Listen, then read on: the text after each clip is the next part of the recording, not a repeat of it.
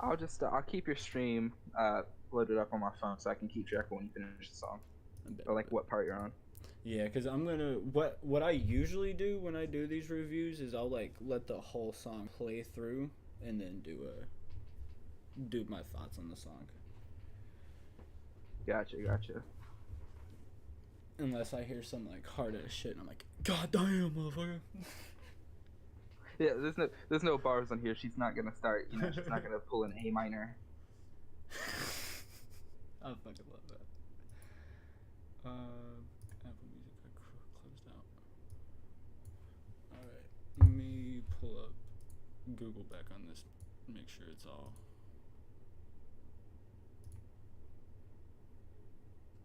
YouTube Studio. All right, yeah, now we're live. Let's go. All right, so to those who are tapping in, if anybody ever does, I am joining with. I'll let you introduce yourself. Yo, it's Bleak Boy Alex. I'm that one annoying kid on Twitter who like constantly says he's doing music, but like never takes more than 5 minutes to do something with it. I'm the same way. I'm like, I'm gonna put out this tweet, and then I never fucking do because I forget and I procrastinate. Dude, I have so many songs written. I have like I told you, didn't I DM it to you? The whole fucking concept album I came up with. Yeah, I fucking love that shit. I'm excited. There's two now, by the way. There's a second one. I Oh. came up with a second. Like I've written down so much, dude, and like maybe it's not good because I haven't ever tested it out, but like I just need to sit my ass down for like a day in an FL Studio, and then give it 2 years. Either I'm working carpentry and I'm a nobody, or like I'm gonna have a bunch of accounts named like Bleak Lover 53 posting every single tweet I make on Twitter. Like Repost. they're gonna post a fucking picture of my toe and they're like, Bleak uploaded their toe today. We rocking with it. Dude, a fucking someone posted. If it was from Earth Gang, the dude had posted a picture of him and his kid, and it was like, no free freak pics, and he deleted the picture. God, bro, Earth Gang. And I shouldn't get sidetracked talking about Earth Gang. So this album, Black Rainbow's Current Bailey Ray. So I found this when I was like a little kid. Obviously, I grew up on like country radio, rock music. I lived in a middle class town in Ohio. Like, of course, I grew up on country and rock music on the radio. B105, if you can know what that is, was my shit for a while. Blake Shelton. Oh yeah, He, I grew up in North that was Carolina. like I know all about that shit. Blake Shelton was like 5-year-old meets Quadega, dude. I was obsessed with that. Boys Are On Here with that one rapper I can't remember the name of. That every time that came on the radio, I sang along to that. Old Taylor Swift, singing along to that. Reba, I still love Reba today, but back then too, God, Reba's mommy right there, without getting sidetracked. Reba's the only one I still like. Not gonna lie, like Old Taylor Swift's fine. I like Fearless, but Corinne Bailey Rae though, I didn't know much about her. I didn't know who she was till a few years ago, but I did know one of her songs. Put Your Records On. It's got over like 500 million on Spotify. You probably heard it and just didn't know what it was. It's one of those songs. It is possibly one of the most like happy, joy-filled, like It's like going to a coffee shop on a good day, sitting down and smiling. That like an intro to a movie type shit. It's a happy song, makes you feel good, all of that, and it's really well written. How I found it again after listening to it as like a young kid. My mom loved the song; she knew every word to it when I put it back on, even though she had heard it in like a decade. Like how I found it again is this dude, and it's a song about like partially, it's meant to be a happy song, but it is a song about being like a young black girl. It mentions cornrows, afros, and just like what it's like to be perceived like that, and just being like, "Hey, go girl," Mm-hmm. do it, live your life. And so, of course, the way it naturally becomes popular again is through a white guy making a cover of it, um, and putting it on TikTok. It became really big. That song has over 200 million. A lot of people didn't even know that it was basically an interpolation or a complete remake of Corinne's old classic. Mm-hmm. And I actually don't hate that song like I used to. I used to despise it. But since it is how I found the song again, and that led me to finding this album, it's all right. But I do hate the fact that her biggest song now has the legacy of being partially known because of a shitty TikTok hit from some random guy who has not been relevant since. Like, but Black Rainbows came out of nowhere. I didn't see any press release for this. I don't know how she doesn't have much marketing. Maybe it's just one of those things where, it's past her time to have all this marketing going around, all this campaigning. Didn't see much about it, so it just showed up on my Spotify, the first single. Fell in love with that single. Second one dropped, fell in love with that one. Now we get the full album here. And I'm really shocked. Not a lot of people have heard this. I ain't seen the numbers. It hasn't even cracked the top 5 on Spotify. But I wouldn't be surprised most of the songs here didn't even have a million, because this album flew under the radar. Like, I am pushing the agenda for this so hard. It's like how I used to be with Tizo Touchdown, dude. I still love Tizo. This album I'm pushing so damn hard. Like, I bought this shit on CD. I had like 15 other albums I could have bought, and I bought the most recent one I heard at the time. Hell yeah. It's only 10 songs, as you can see.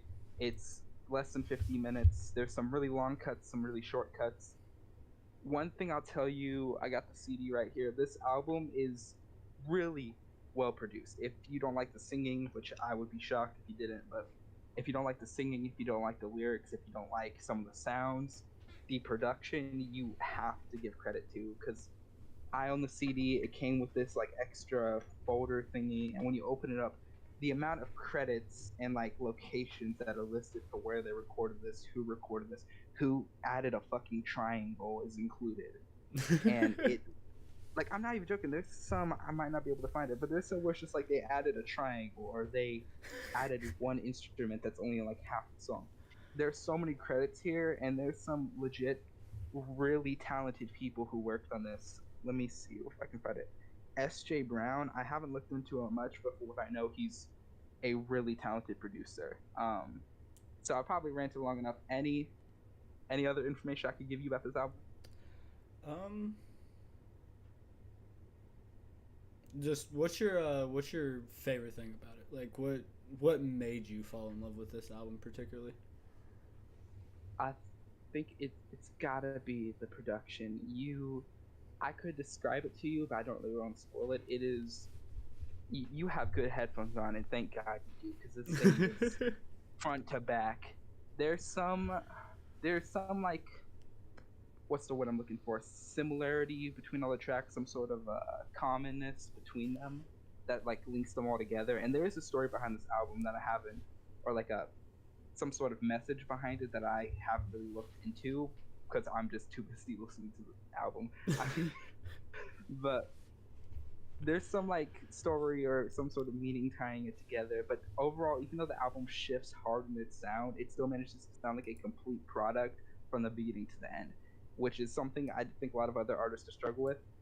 Not to spoil anything, there is like, you go from like this really nice and soft, angelic type ballad on one track, and then the next track is a hard rock cut and like staticky. There's tons of reverb. Everything sounds like it's about to crackle from the amount of effects being put on it, and she's like screaming on it.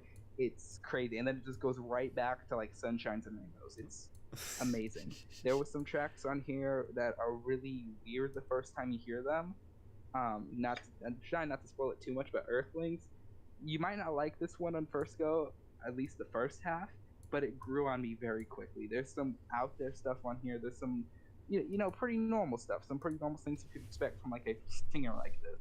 Mm-hmm. But I think you'll be surprised at what this album could offer. And I guess before we start, I'll say the track I hope you should look forward to the most is probably either Erasure, Earthlings, or Put It Down. Those three are peak music. Like, genuinely, some of my favorite songs now. 10 out of 10 for all of them. All right. So the last thing I will say before I started, I am excited because I saw the grunge part, and I am really fucking big on Nirvana. I still never left my 16-year-old phase. Unfortunately, not to spoil too much, but I don't want to get your hopes up. There's only one grunge song on the album. Okay. Hey. There is some rock elements, and there is one cut later that is not grunge necessarily. I'm not big into grunge, so I don't know how to truly define it. But it didn't seem grunge as much as like the first one is. Ah, All right, I ain't got nothing else to add unless you want me to rant for 30 more minutes. So. No, let's go ahead and get this shit started. We're gonna start it off with first song, "A Spell, a Prayer."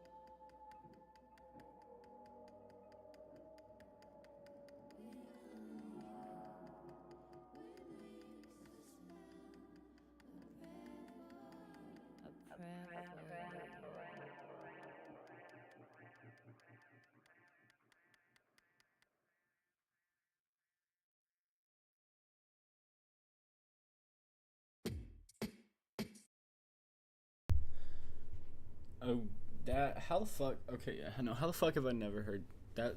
That song gave me fucking cold chills.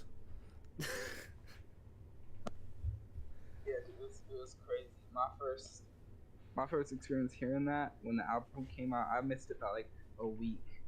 And when the album first came out, I was in my fucking art class, dude. I was supposed to be drawing. I had like a ton of work to make up. This dropped. I clicked on this song, was thinking like, I'm gonna draw to this. This is gonna be some nice peaceful music, and it was peaceful. It was nice. The difference was that too fucking peaceful and nice. I'm sitting there getting my solar eclipse while I should be doing my work. Like that drop. If you really like the way that it escalated and had those drops and like the production, which is heavenly, you will like a lot of the rest of this project because it doesn't repeat a lot of the same like exact notes, Hmm. but some of the songs, especially near the end, are very similar, but take it in like different directions. This is one of the best album openers I think I've heard. I think a lot of artists really struggle to properly open an album Hmm. because they'll either make it the single, and a lot of mainstream artists cases, which sucks because it's like, why is the single the opener? Just Yeah, it's just like that's weak as hell. weak as hell. And then a lot of other artists, they try to have some sort of intro, but they don't give it enough impact or enough, oomph to it to feel like it is an intro. And some albums, they try to give it a proper intro, and it Hmm. just doesn't need one. Yeah, no, I get that. I I will say a comparison I do have to it. I don't know if you've ever heard it. Daft Punk's God, I'm forgetting the name of the fucking album. Hold on. Uh, fuck. What's the name of the album? This is making me mad. Discovery. No, Random Access Memories. It give life back to music. It's just the fucking sense, the shit, the sense that they, fuck, I can't speak.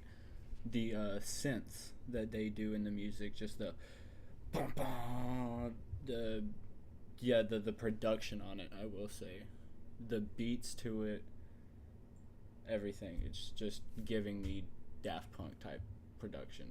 Like she spent some money, all the money into the production, and said, I do not care if this reaches out to a lot of people.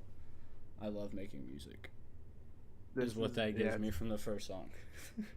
It's what I like. It's what I love about this album. Like I haven't seen anybody else talk about this. I like for other albums that don't even have much of a story, I will look up videos on them and see people sit there for an hour and a half explaining the meaning behind the songs. This Hmm. album does have some sort of story behind it.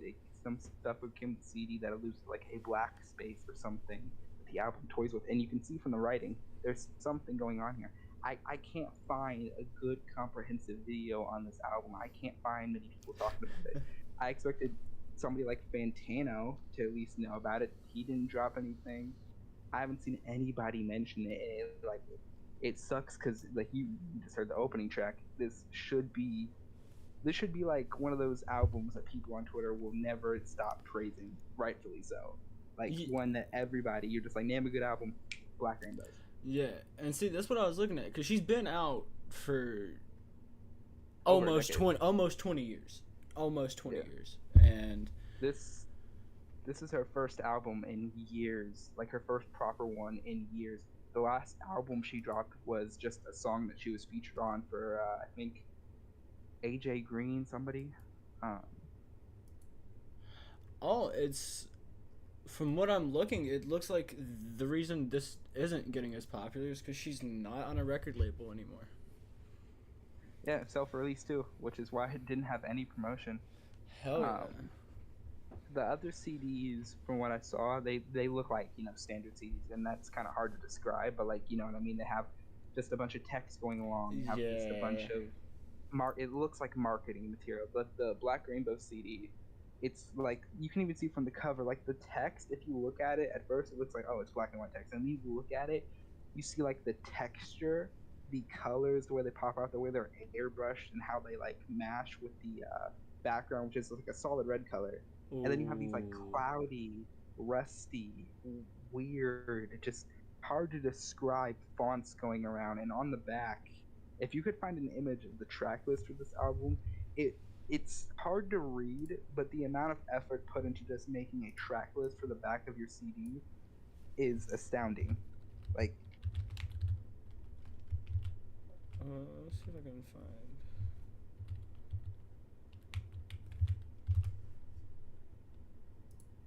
Oh, it's just gonna show me. Oh?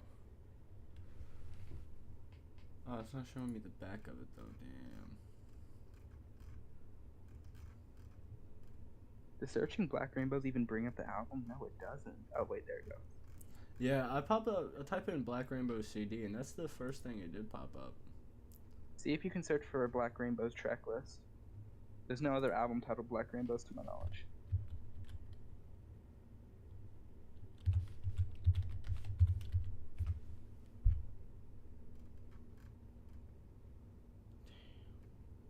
That's a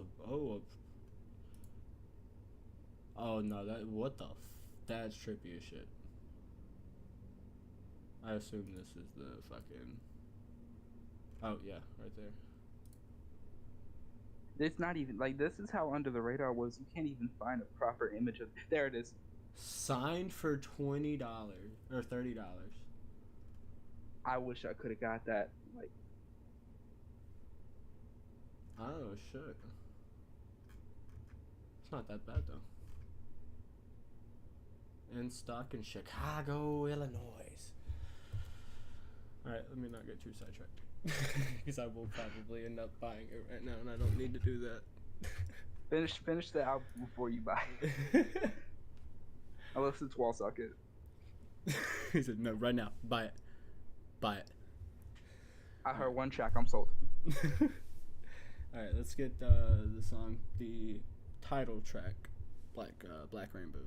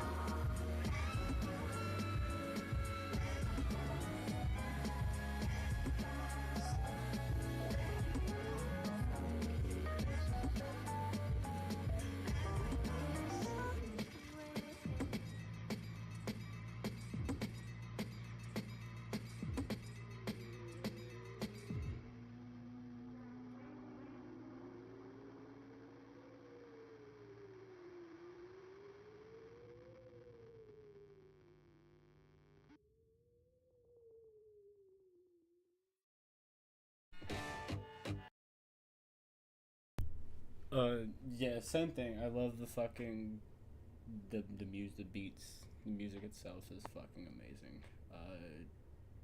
I don't know if it's the electronic trumpets or like someone's actually playing it, but the trumpets in the background. I'm telling you, dude. Hold on, let me pull it up. But I'm betting you right now, somebody played that. This album's production was taken serious, like very serious. Everything from what I know, almost everything is done through actual instruments. You was talking about a saxophone, or were you thinking trumpet? One of the I don't know. I'm not too big on the names of the instruments. They even got the name. They got the name of the dude who did the trumpet. James Knight did the alto saxophone. They got the exact type of saxophone and where they recorded the saxophone. Dude, that's fucking amazing. What the fuck? What This the album fuck? was they set out on a mission. They said we're gonna make this album. We're gonna make it correctly. Like no FL Studio, none of that bullshit. You're gonna play a saxophone and tell me where you played that saxophone. Like That's you get not to get too sidetracked. That's reminding me of the Andre's New Blue Sun. He, as he described it, he did it all in like basically one sitting. He didn't plan to record an album.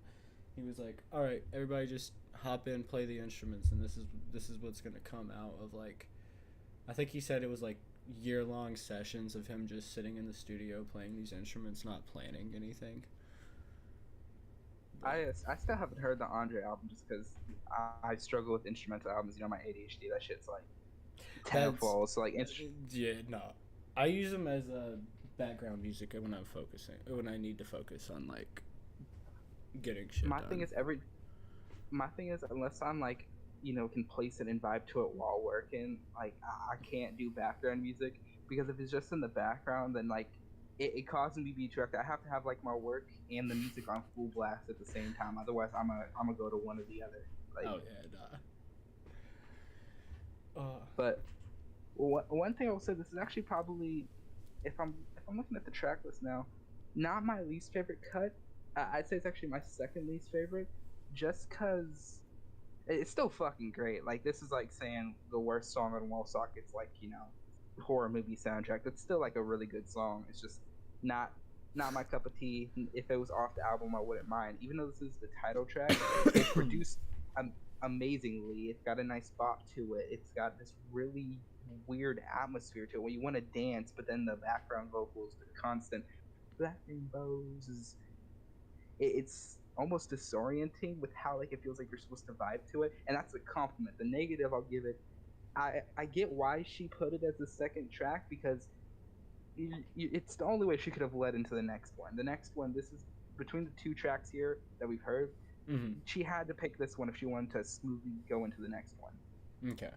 But I do think this would have worked better as the intro because of how short it is and the fact that it doesn't really do much as like a second song, like a spell of prayer that gets down every beat this album's gonna go through on the first track, and then this here, it almost seems like the title track is nothing but an interlude.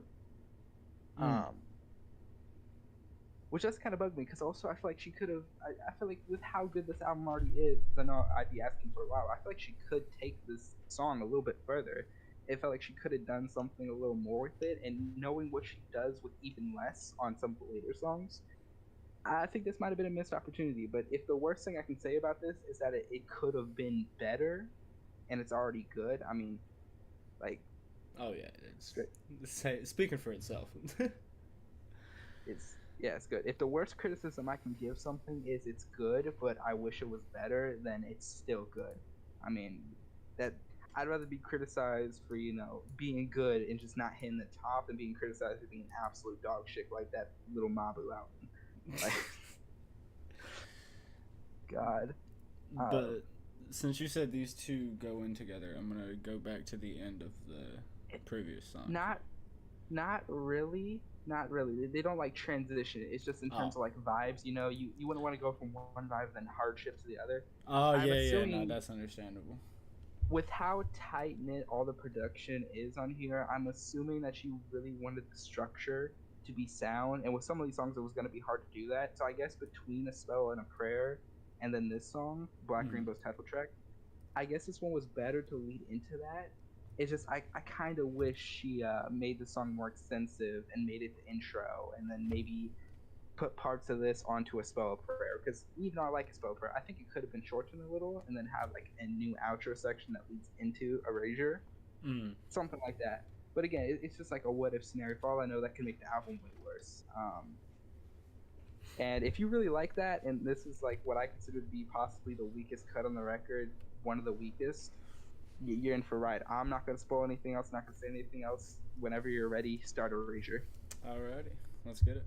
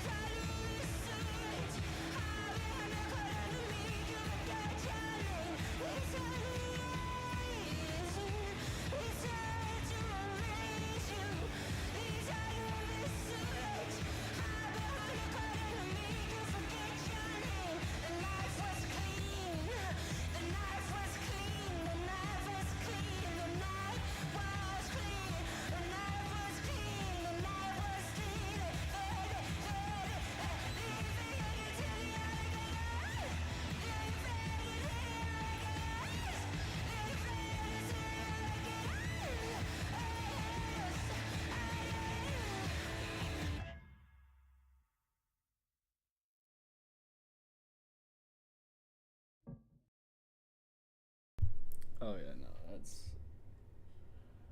I. Mm, I wonder if that's about herself. That like I don't. No, obviously I need to listen to the full album still, but I wonder I if. wouldn't I wouldn't be surprised if it's like herself was included in it type deal. Because like I said, put your records on. A lot of people hear it, and for what it is, it was meant to be just like a good pop song. Mm, But she wrote it from the perspective of like young black girls. I mean, it mentions Afro, and like some people yeah. with an Afro, they don't count. Um, but it's just kind of subtext here. However, she doesn't say, okay, look, I'm gonna make a song and I'm gonna have this alternate meaning you can give her. She just goes straight for it. She's not like Yeah, writing around it. she's like, yeah, they're gonna put you down. They're not gonna fucking hide that. They're gonna hide, and yeah, you're gonna get left behind. she she makes it clear from the first line what this is about, what the song is called, why it's going to be called Erasure. Immediately starts off with they typexed all the black kids out of the picture. I had to look that up. I don't remember what it means now, but like I looked it up. I'm like, damn. And this is one of those songs. It's like a Guide Dog by Quadeka for me. Mm. Because look, of course I have to relate everything to Quadeka, but it's one of the few songs where I notice it's so hard to explain, like the way they sing it. Like a lot of songs, you hear them sing and you think, oh, that's just how you sing the song, and then you listen more closely. And for some of them, it's like that's like interesting. Like on Guide Dog, a lot of the enunciation. I'm stuttering over my words here. A lot of the enunciation is very strange, but it works well when it's done by somebody who purposely did it that way. And Mm. here on this song, it's like she's singing and she's doing that thing, and it sounds. When you first listen, maybe not to you, but on me, it sounded like pretty, straightforward, pretty average. And then as I kept listening, it's the wild and rampant and just all over the place, hard hitting production. She's singing in like a way where it's not perfectly aligning each time. She's constantly switching up how she sings certain lines and words. She's stretching out vowels some of the time. It's like very chaotic the way she sings it. And I Mm. think it adds to the whole atmosphere. And also, the placement here is perfect. Opening up was a spell, a prayer, going to Black Rainbow, and then just immediately like is insane. Yeah, I will say the one thing I love so far, like I'm absolutely loving the album, but like each different song is bringing its own vibe while still feeling very similar to the previous track. Like Black Rainbows especially gave me like a spell of prayer gave me like the Daft Punk vibes. Black Rainbows kind of gave me like a mixture of like obviously like the Andre sticking true to like the actual instruments with like the flutes or whatever she used, and then Erasure gave me more of like I don't know like a 2005 punk rock type shit, Definitely. and that's like a the best way to describe it is a song I would have solely on as Skate 3. Like I that's the only song I would skate to on Skate 3. And I mean, that is in the best way possible because that is my favorite game of all time. and no judging here. Like I love the song even more than the one I'm about to say. But if I was on skate, I pick "Even Flow" by Pearl Jam. That just has to be the one I'd play there. Oh yeah.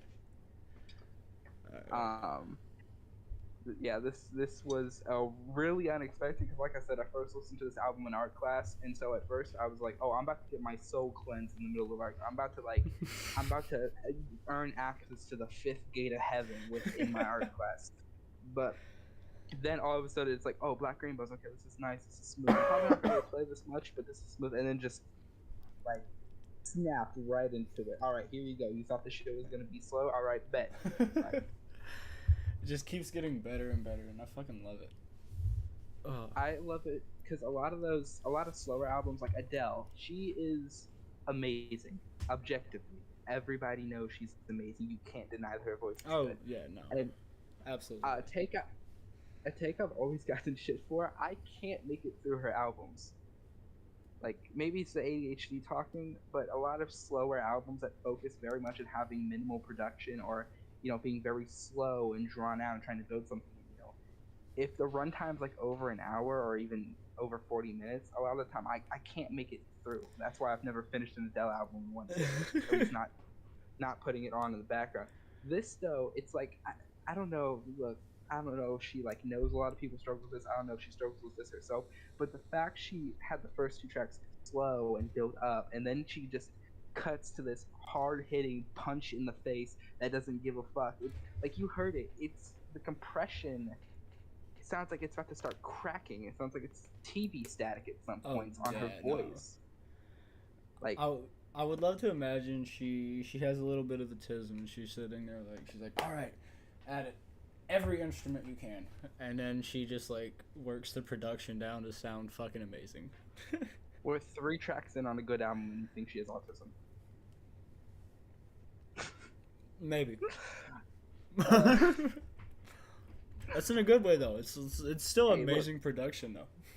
Autistic people make good music. She meets one of the criteria. I mean, look at Chief Keef. I still need to tap into that new album, but I haven't checked it out. But what I know though, it's like apparently he's actually like getting serious. Like serious isn't like he's actually talking about some real shit on the album. But go ahead. All right, let's go ahead and tap into fucking Earthlings. I'm interested to keep listening. I love this shit. Before you start this one, I will say it was actually my least favorite cut. It might have to grow on you, but it quickly became my most replayed. Like Erasure was my most played for a couple months. Mm-hmm. Now it's definitely Earthlings. Okay. That's all I'm gonna say. I'm not gonna stall this out any longer. Ooh.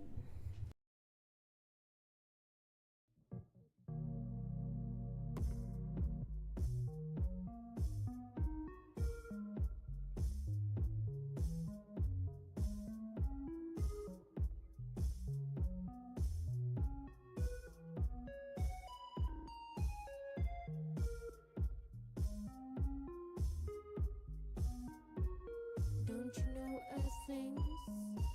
You can start again. Simply press refresh to begin again. Don't you know Earthlings? You can start again. Simply press refresh to begin again.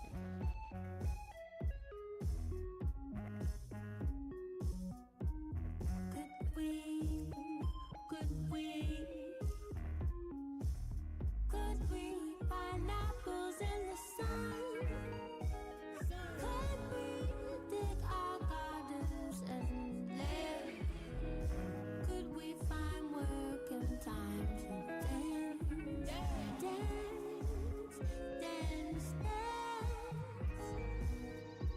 Can't we take the lessons that we learned and make a new utopia? It's up to us. Give it a chance.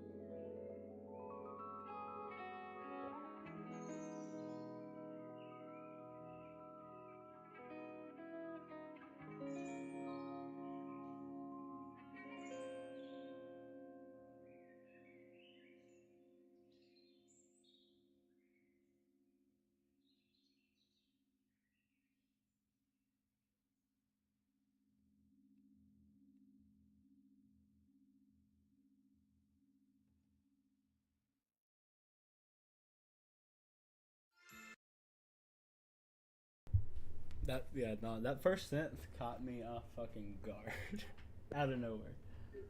I'm so glad I'm muted for this, cause like I would have, I would have lost my shit. I started laughing, bro. You It look was so like- puzzled. You're just like, what the fuck? Like that. What the fuck did I? Because it sounded like a fucking person screaming in my ear, and I will say, yeah, no, these headphones are definitely making the production peak because I will say that's probably my favorite cut because of the production and the guitars or what I don't know what instrument it was, but it just kept going back and forth between the ears, and it was. Let me it see was if I can beautiful. figure it out. I think this song is like, because other songs have had like parts to it up till now. They've had really like nice climactic moments and build-ups. Mhm. But this song to me, and like creating atmospheres and having build-ups, some of the songs previously have done that pretty well. But this song to me is the first one that gets both at the same time. Like Spell Prayer, I wouldn't say it builds too much of an atmosphere, but it does have like a great sound and a great build-up to it. Black Rainbow's great atmosphere, not really much build-up. And then Erasure, great atmosphere, but again, no build-up. That shit just hits you right in the face and keeps going. Mhm. This song though, it's like when you get to that part with the could we and she starts singing normally, stops repeating the earthlings. First line, it just continues going with the same instrumental. Then the second part of that first verse comes in and the instrumental just all of a sudden just levels up. It just adds like a bunch more elements. It becomes a lot more atmospheric. There's a lot more sounds playing around. It the progression, she goes from in one line to the other with the production caught me so off guard. And the guitars, like you said, I'm pretty sure they're guitars. I probably couldn't find it right now. They could also just be something from some sort of program, because Yeah. this one did have some actual like programs behind it. No instruments were used in some of the parts of it. Mhm. From what I could see, there's no synths I'm fucking up my words here. There was no synths mentioned on the CD, so I'm pretty sure it's just some engineer magic or shit. But whatever they used, it's a track called Earthling. She's like speaking as an alien. She's talking weirdly, like, "Can we eat pineapples in the sun?" Who says that? Yeah, But it's like what the fuck. it creates this. It already creates this like unsettling feeling, but then there's some comfort to it. And then, like, once she starts getting into it, and the production amps up, and then you get to the point with the guitars, it's called Earthling. She's speaking like an alien. You feel like you're on a fucking spaceship. Like, the atmosphere here and the build up to it, Mhm. I I don't think I can really think of any song right now that does it that well, other than like I always hate fucking using him as a reference, but "Born Yesterday" by Quadeka. That's the only other song I can think of that Mhm. has built an atmosphere and then capitalized on it like the song did. Yeah, I haven't listened to Quad, so like the best example I can say is Daft Punk. Like their production is top fucking notch. Like I still need to listen. I've never heard something compare to their production. Like this is amazing, but I don't know what they Oh, do no, to their music. Get Lucky. I haven't heard it. Like, in terms of songs I like better, there's a lot of songs I like better than Get Lucky. And Get Lucky might not even be one of the better produced songs, but that song is just perfect. They just know. They think of it in their heads, and they're the only artist that can just whatever's in their head, it just goes into the music. Yeah, no, I can't get too sidetracked. I will go on, but like especially the random access memories. You'll have like the most synth production fucking music ever, and then it'll go into a sad song, and you're like, damn, I'm gonna cry my eyes out, and then go straight back into the fucking synths like nothing happened. Absolutely, it's amazing. Yeah, I think this also was like a good track to include because it goes back to the sound the first two had. It's a lot more slower pace, but then it takes a lot of those harder elements from Erasure with like the very distorted guitars, adds its own like twist to it, and puts them in there. So it goes back to the sound that most of this album is going to follow, but it adds in a lot more power behind it, or I guess, aggression behind it, if that makes sense. You know, it's a lot more hard hitting, in your face, the atmosphere and everything it's trying to do. It's not like gradual and kind and like smooth. It's hard, and then it mixes. God, I'm messing up my words here, but it's like, you know, the guitars, they were hard at the end. They have all this Yeah. insane filter on it or whatever they do. It sounds like what PhD Flopper sounds like. I don't know if that makes sense, but like No, yeah, no, I get that shit. I get that. I love that. it's like if you're fucking around, because I fucked around in FL Studio before. It's like fucking around in FL Studio and then sliding something and then accidentally creating it like the best shit you've ever heard. It's like, how did I do that? Never being able to recreate it again. You spend 5 minutes only to get a subpar version of it. Yeah, really great. Again, this one, I don't know what was wrong with me then, but I didn't like this the first time I heard it. I don't know if the first part just threw me off, and so I was too busy thinking, did she just ask me if we could eat pineapples the entire time? But something didn't click the first time, or maybe the first few times. And then one day I'm like, no, I should give this track another chance. I listened to it, put my good headphones on, and then now it's probably my most played, other than Erasure. Like, yeah. I can't really say much about Red Horse. We're gonna start getting to the point where I can't really say much about these songs, but they can't say for themselves. And we're also getting to the point where some of the songs are getting a lot longer. There's an 8-minute cut on the record. So I can't really speak much for them. So yeah, Red Horse. Let's get it.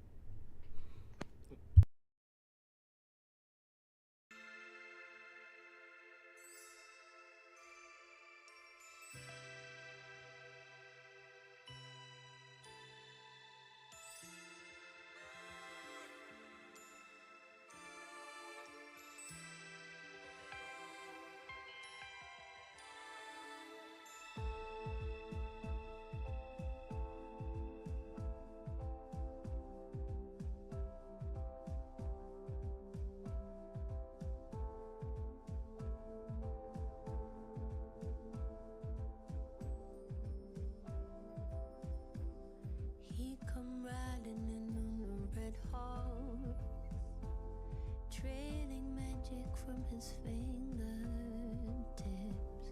He come riding in on a red horse.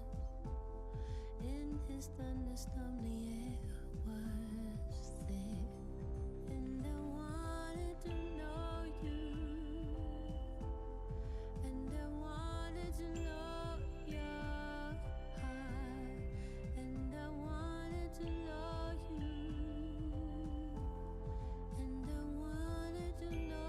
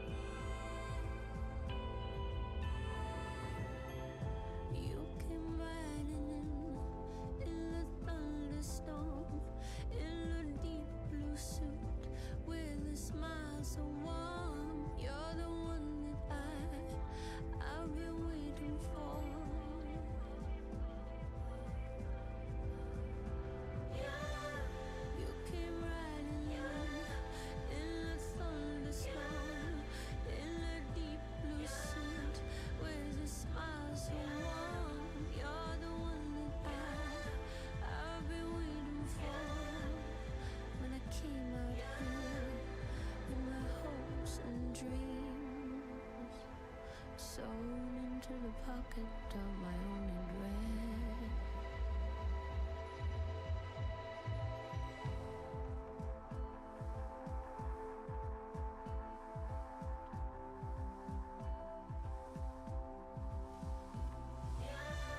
You're the one that I've been waiting for. You're the one that I've been waiting for. You're the one that I've been waiting for. You're the one that I've been waiting for. You're the one that I've been waiting for. You're the one that I've been waiting for. You're the one that I've been waiting for.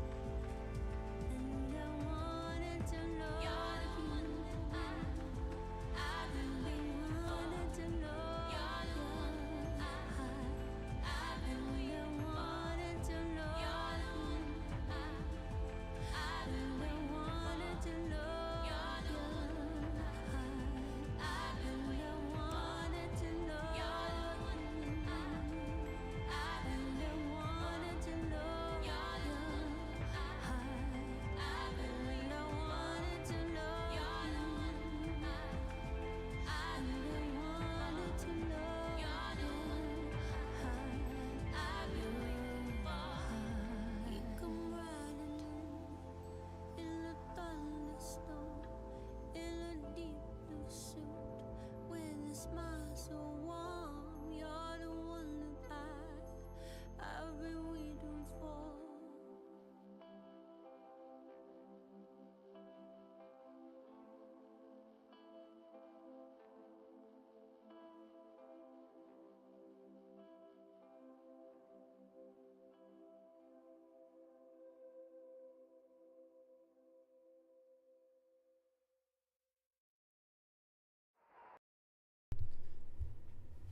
Yeah, no. As you said, there's not much to say about that one besides like, damn, she has a fucking beautiful voice. Yeah, dude. I mean, like this stream, I'm really glad I'm getting you to listen to this. I don't know what the fuck we're gonna say.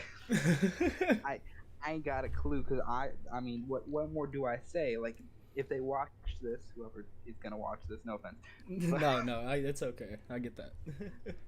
but like, if anybody watches, I mean, they just heard it. They just heard what we listened to. They need us to fucking explain it. No, No, like, that's shit. I mean, the lyrics, the fact it's titled Red Horse, it's just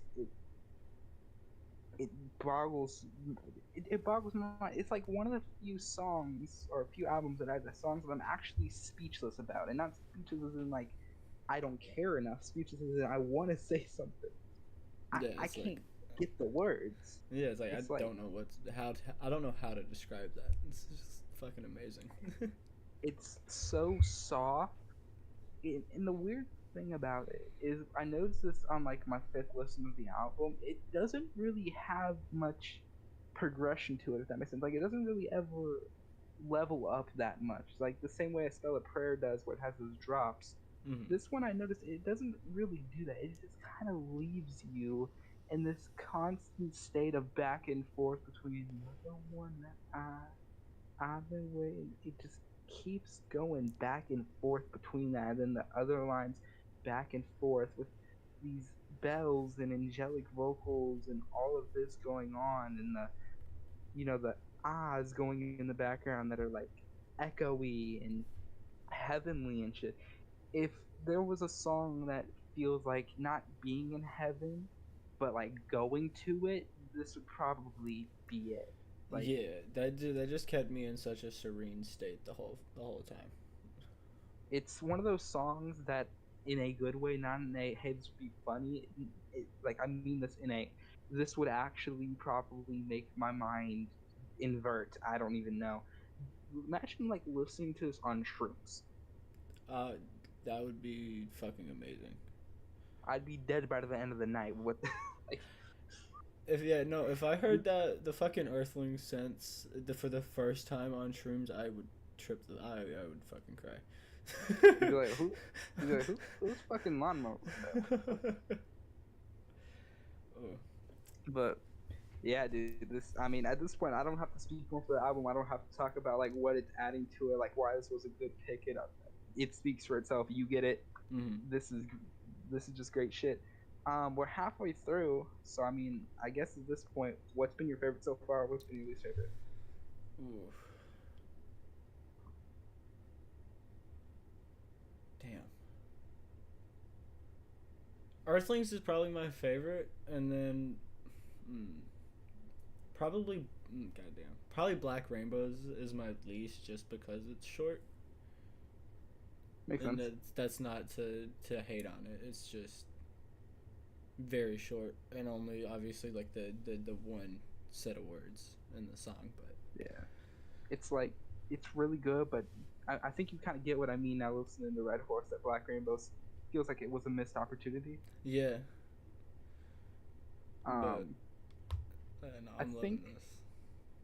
I think Erasure or Earthlings are basically tied for me. Erasure is more replayable, Mm-hmm. but Earthlings, it's that fucking build up and then the guitars is too much. I'd say the worst so far is definitely Black Rainbows. Mm-hmm. I mean, it's just too short. It's literally 2 words. I mean, you got it competing up against 5-minute songs and then 2-minute songs that are like hard and brash. It can't. yeah, especially the If you- production on these songs is fucking wild. If you had to pick one that wasn't Black Rainbows, what would you pick? Besides Earthlings, out of the 3 we've listened to so far, because Black Rainbows kind of feels like cheating. It's like it almost seems like that was meant to be labeled as an interlude. Probably Red Horse. I don't. Yeah, Fair, that's fair. because I love her voice, but the like the way she does her voice on these other songs and the production behind them and all the other instruments going into it sounds amazing. It's like breath of fresh air kind of, but also it's like leaves you suffocating because there's so many things happening at once. But that's a good thing. All hard right, to what's the next describe. one? Is it New York Transit Queen? Yeah, New York Transit Queen. Only thing I'll say about this one, you're gonna wish it was longer, and you're gonna wish she developed it more. Because I'd actually say this is way more developed than Black Rainbows, even though it's only a second shorter, I believe, or like 10 seconds shorter. It's way more developed, but you are gonna wish she took this a lot farther. This was actually the first single for the record. The only other one was Peach Velvet Sky. And I think this was a horrible single choice. I mean, still a great song and all, but like it was a horrible single choice because I really expected her to have that song sound for the whole album, and she didn't. And it kind of made me hate Peach Velvet Sky for a minute. But I changed my mind on that, obviously. New York Transit Queen, you're gonna like this. I'm pretty sure. That's all I can really say. You're gonna wish you had more of it. All right, let's get New York Transit Queen.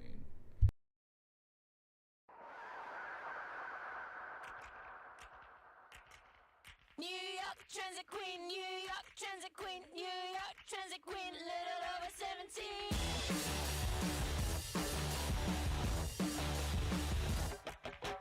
New York Transit Queen, New York Transit Queen, New York Transit Queen, little over 17. New York Transit Queen, New York Transit Queen, beauty is in her possession and she rides.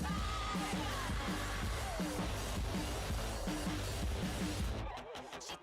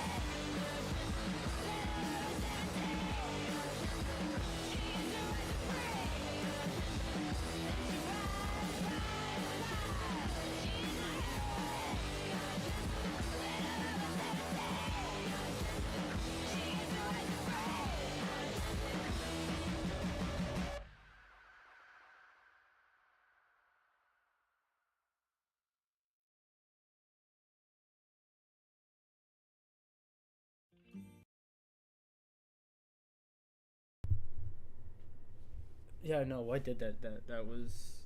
I wish that wasn't so short.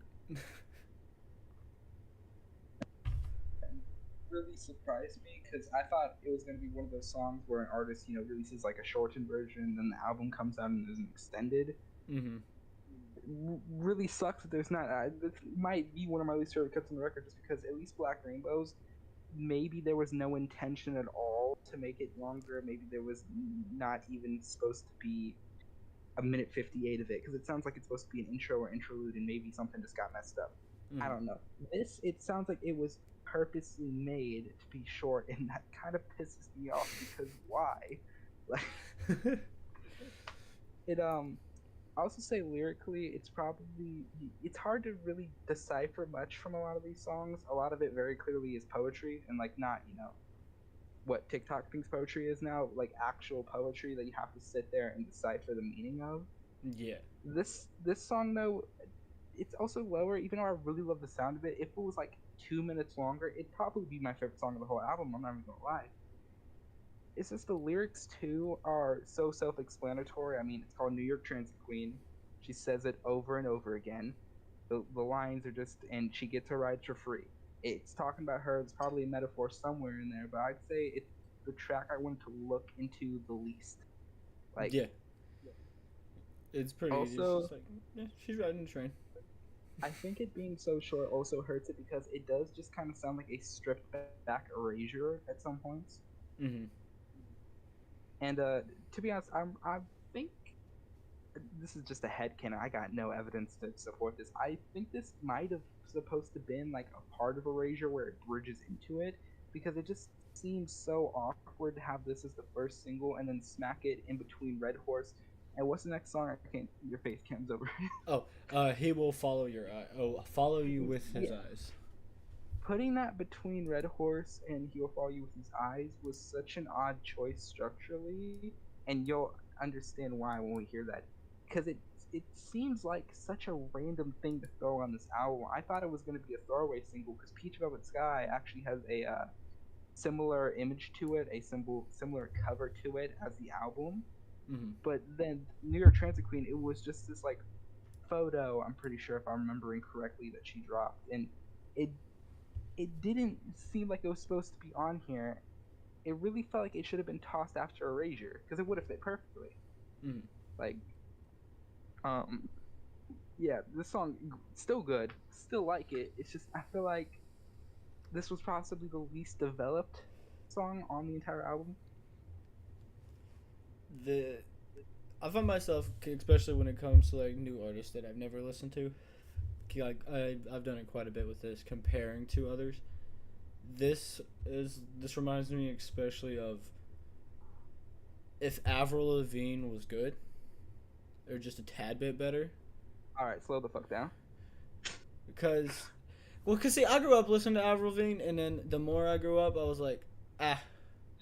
But that sounds good to me. I still love Avril Lavigne, especially her early shit. All right, you good now? You good now? You good now? But then she married Nickelback. Nickelback. And Nickelback's something. I also have mixed opinions about them, but Okay, I will agree on that because this is going to be a sidetrack here. I have to just mention this to everybody I ever get the chance to mention this to. You know that song by Avril Lavigne, Hello Kitty, the awful EDM one? yeah. The motherfucker from Nickelback wrote that. Oh my god, of course he did. He wrote Mom's Not Home Tonight so we can roll around and have a pillow fight. He was 30 plus when he wrote that. Of course, I mean, have you ever listened to any of Nickelback? I think their reputation is like, oh, the worst band ever is way too much. They're not that horrible. It's just all sex. yeah, it's either sex or like really depressing, and then their best song sonically is possibly one of the most horrid songs I've heard from a big act like that. It's like, I get it's meant to be written that way, you're meant to perceive it that way, but it's like the fact their best sounding song is their most morally apprehensible is just, that doesn't give me good vibes. It's like I don't want to hear bad vibes from people who look like they're gonna mug me for I don't even know, just no reason, just mug you cuz. Like Shout out Chad Kroger. No, But- fuck him. He ain't even do nothing that wrong, to be honest. It's just fuck him. Fuck that motherfucker. Let's get into He Will Follow You with His Eyes. Yes, sir.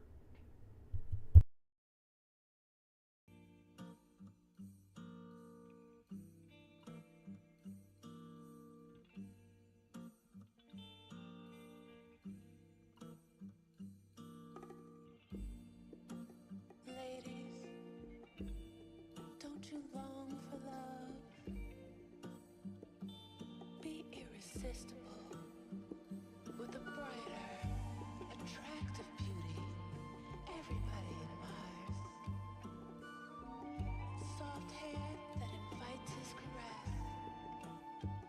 Attract, arouse, tantalize. And draw from him a hello, beautiful. He will follow you with his eyes. That's the promise of the potion that I buy. I've been spending all my money to get mine. Who will follow me with his eyes? All those girls in magazines, they make it seem so simple, make me believe it. Help yourself to love and white rose cold cream. Then he'll follow you with his eyes. Lighter and brighter, longer and straighter it goes. Leaner and smooth, softer.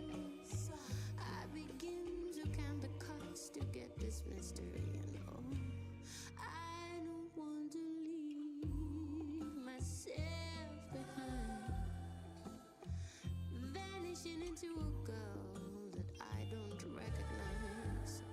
If you want to run to sweet Georgia Brown dew, I'll be smoldering in my plum red lipstick, my black hair kinking, my black skin gleaming, my plum red lipstick, my plum red lipstick, my black hair kinking, my black skin gleaming, my plum red lipstick, my plum red lipstick, my black hair kinking, my black skin gleaming, my plum red lipstick, my plum red lipstick, my black hair kinking, my black skin gleaming, my plum red lipstick, my plum red lipstick, my black hair kinking, my black skin gleaming, my plum red lipstick.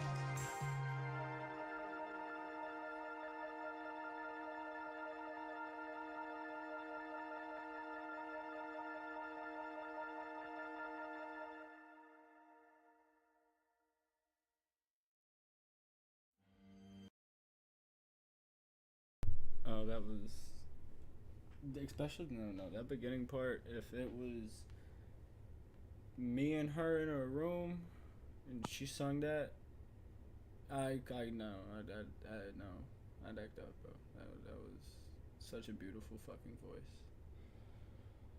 I will say, this Such- track is part of the reason why I no longer love New York Transit Queen as much as I did when it first released. Because imagine if Red Horse led into this. Yeah, that's holy shit. Like, it was also interesting that for the choice of this, she actually did a little bit of bossa nova for the first half. Mm-hmm. That was interesting. I think with how this is by far the most stripped back song we've had so far. easily. It leaves you very dormant in its sound. It doesn't really capitalize too much on any sort of build up. Like a Spill a Prayer doesn't have like this explosion.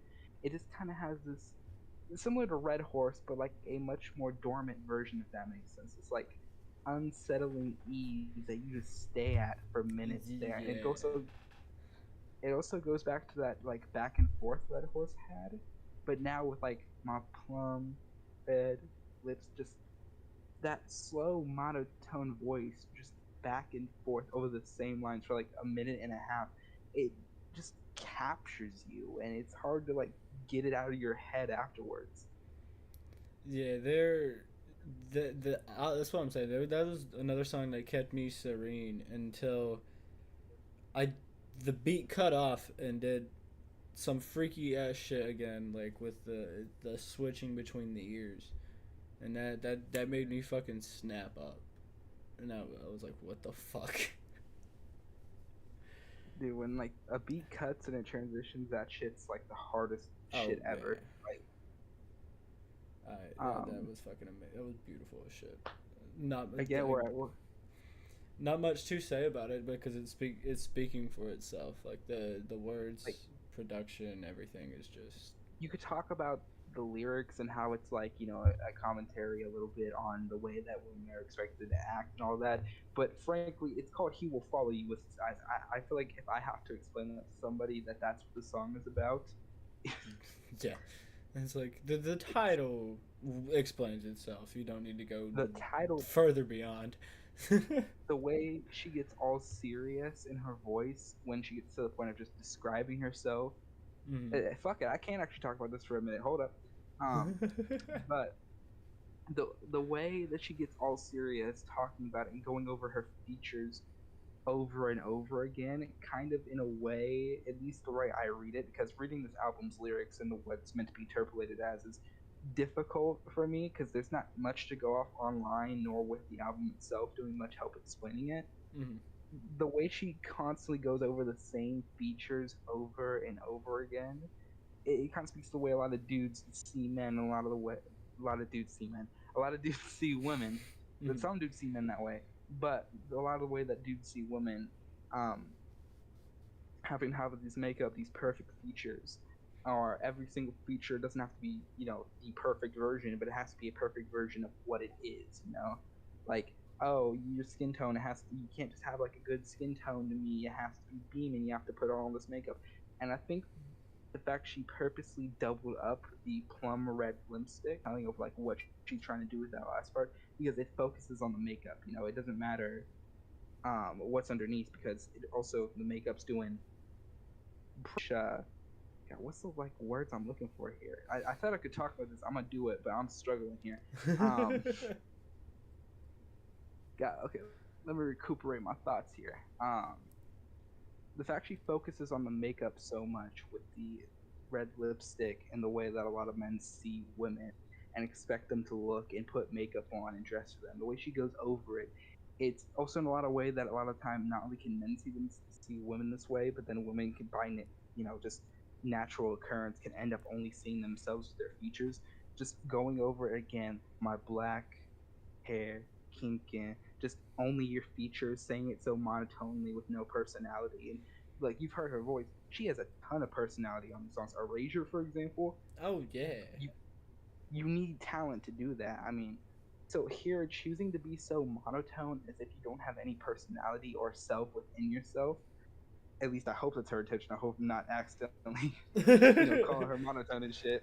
But like the idea of not having any sense of self or talking about lipstick and just makeup in general and only your features, not your personality, not who you are, not who you can be, not who you are to the other person, only mentioning your features over and over monotonely. That to me just captures what the song is meant to be perfectly. And I don't think a lot of other artists would have got it down that well, because a lot of women in music make music, talking about that, how they're perceived by men and all that. But I feel like some of them, when trying to actually like get the message across, miss the mark on how those men actually view women like that, or how women who end up trapped in that culture of being perceived that way can view themselves. Mm. So I think the song is possibly the best example I've heard of explaining and just kind of showing the emotion and feeling you can get by being reduced to nothing but your features. I definitely will agree with that. That was I'm cooking. probably the best way to describe it. Yeah. I'm Let- cooking. I'm Let cooking him. here. Let this man cook. I've had some bad takes before, dude. I'm surprised I'm actually making sense here. Um, hey, look, hold up. Before we get to the next song, just to break up that long speech I got, want to hear one of the worst hot takes I have that I'll still hold to? Yes. Okay, so early 2022, Earl Sweatshirt releases what was the album called? Sick. This A Bird's Eye View was better than Sick. I need to listen to both. I'm not too big on Earl Sweatshirt, and I'm not never either, tapped but- in on Quad to this day. I But still if need if to. you heard somebody say, from what you heard though, if you heard somebody say Corday's better than Earl Sweatshirt, you'd probably not believe them. But I'm being fully honest. I heard both those albums the same day they came out. I think Corday's was better than Earl's, and nobody will ever agree with me on that. Earl has them diehard fans, bro. Oh shit! God damn it! What the fuck? Dude, Earl fans scare me, dude. I never want to piss them off. Like, they got the rudeness of Tyler fans, they got the loyalty of Gambino fans, and then they got the aggressiveness of some guy I'm not thinking of right now. They're scary, dude. I never even figured out that Boy Dyer dropped, and then they're like showing the numbers they've streamed like 100,000 times already. Not like the full album, but like total like the 100,000 streams. How do you do that for an album that's not even a year old? That's what I'm saying. It's fucking wild. Yeah, I shouldn't get too sidetracked here, though. I mean, I can't say much more about the song. I'm gonna end up ranting for like 30 more minutes if I keep trying to put more words into this. Now we move on to the longest song on the album. Yeah, and the rest of the tracks, the long ass cuts. But One thing I will say, I'm gonna get this criticism out of the way before the track because I don't want it to be after. I might not think of it. mhm. I will say at this point in the record, because it's 8 minutes long, you know there's going to be a slow build up. That's not really much of a spoiler.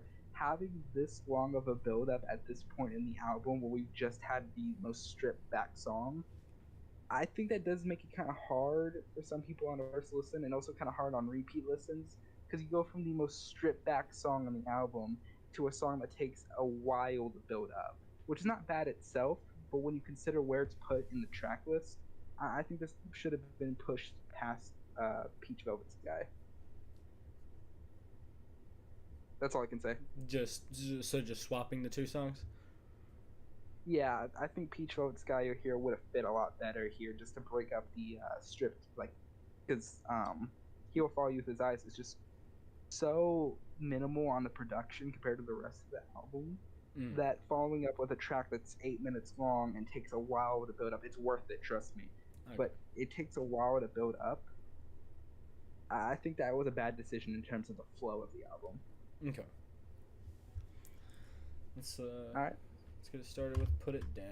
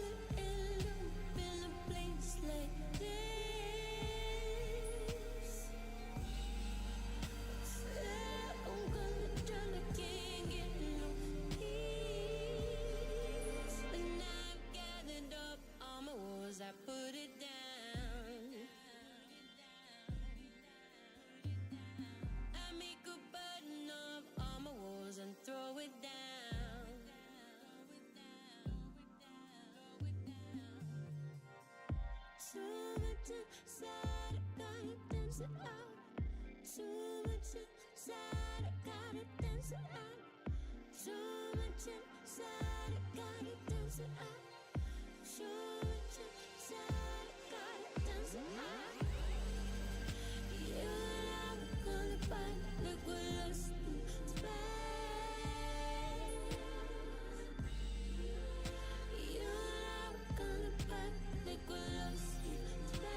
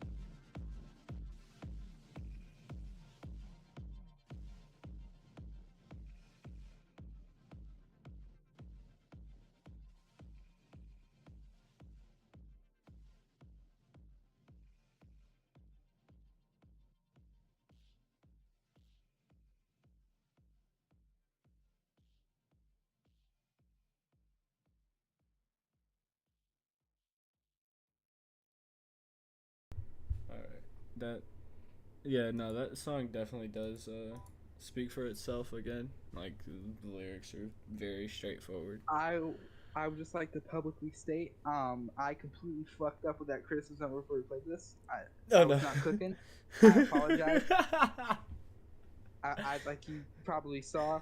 I actually mixed this up with the next song. I thought the next song was what this sounded like on the first half. God, I saw that and I just started laughing. It was funny. I'm stuttering with my words. Just how badly I fucked up. Like I saw an 8-minute song and I'm just like, oh yeah, because I usually don't like longer songs. I'm just like, oh yeah, that's the one that's like very boring. You know, they probably shouldn't put it here. And then you play it and that shit just immediately. Like, He heard it, and I was like, that was not it. That was not the right one.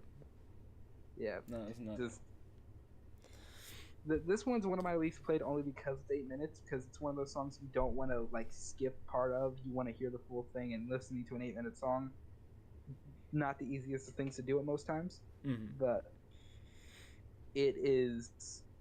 I mean, shit. It's beautiful. It goes through so many phases, so many sounds. It starts and stops at certain points. It flows into itself beautifully. And on most songs, I typically don't care for like minute and a half instrumental breaks if they're not like in your face or very what's the word I'm looking for? Very expressive, very they pop out a lot to you. This is one of the few songs where I can just sit there and listen to that like last minute and a half of instrumental just perfectly fine because it's so well produced, has such a groove and a vibe to it that I'm not going to be mad if I just have to sit there for a minute and a half or waiting for my Spotify to finish the song. Like,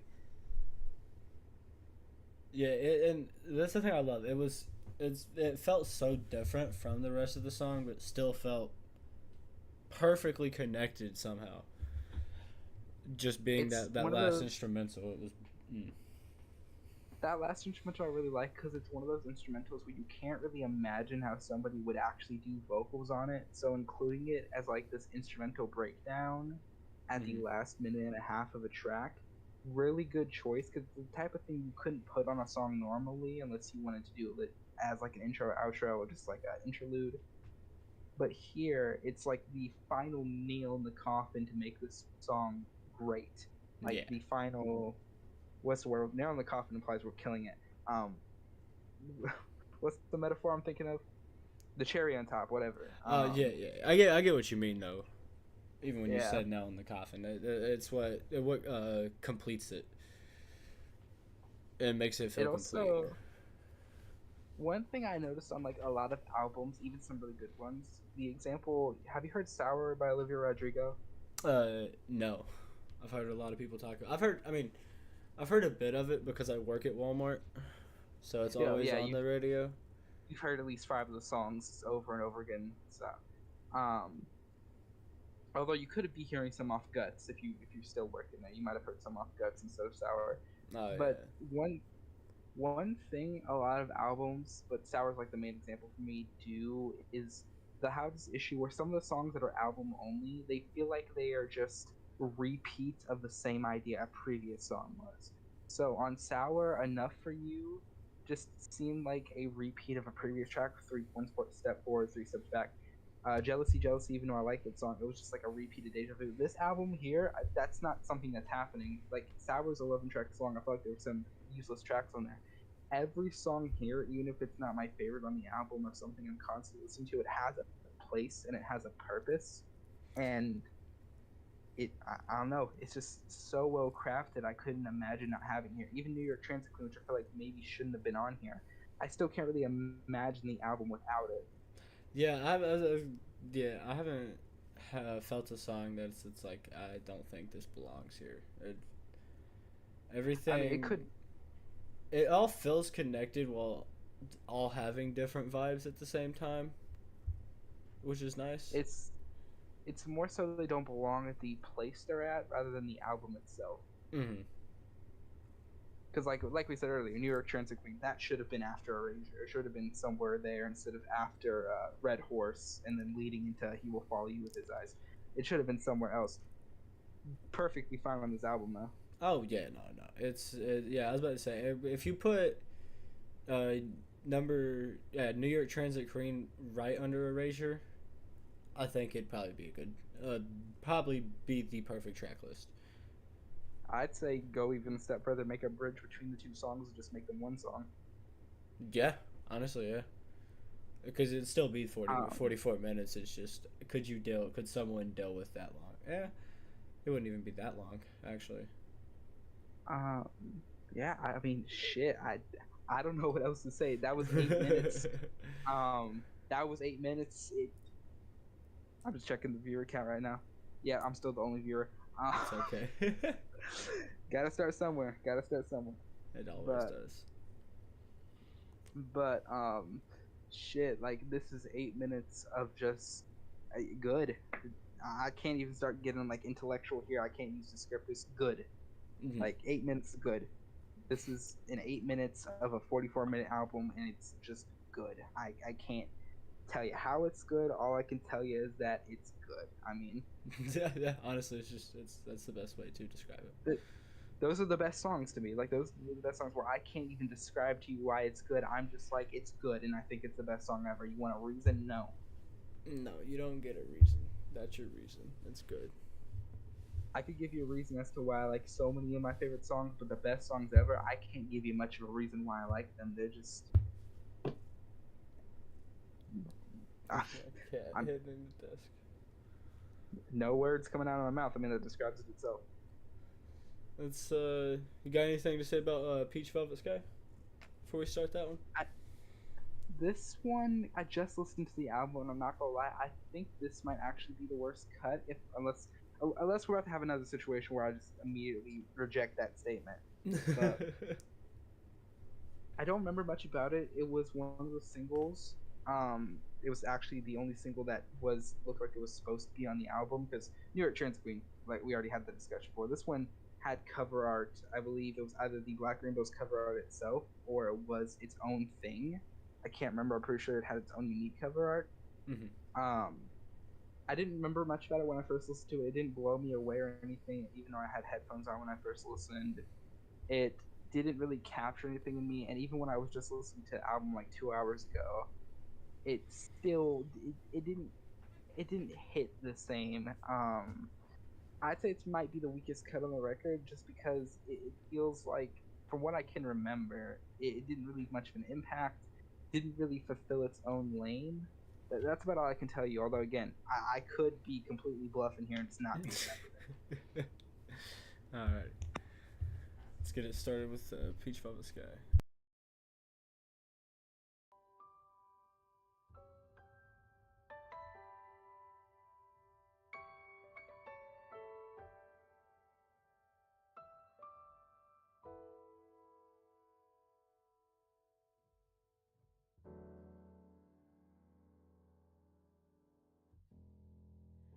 Give ourselves into the night, and what kind of time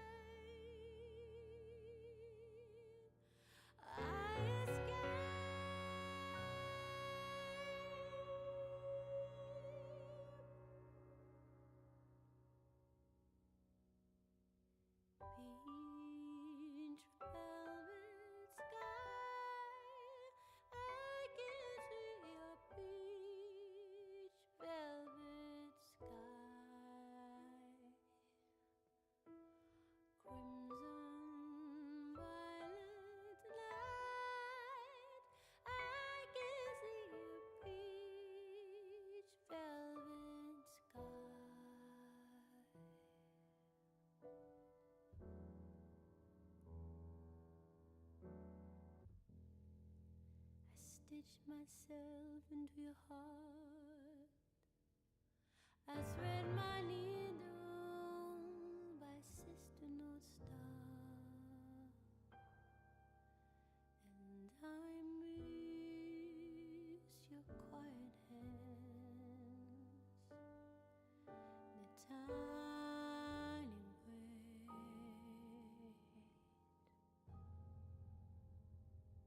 weight. For the anniversaries, for the birthdays, for the high and lonely days, the lonely days, the cold that rolled me in the dark. The silent light when I embarked.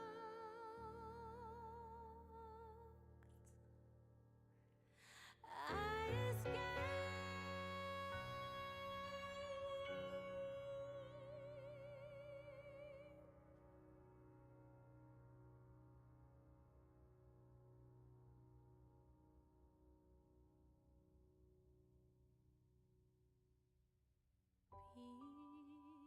velvet sky,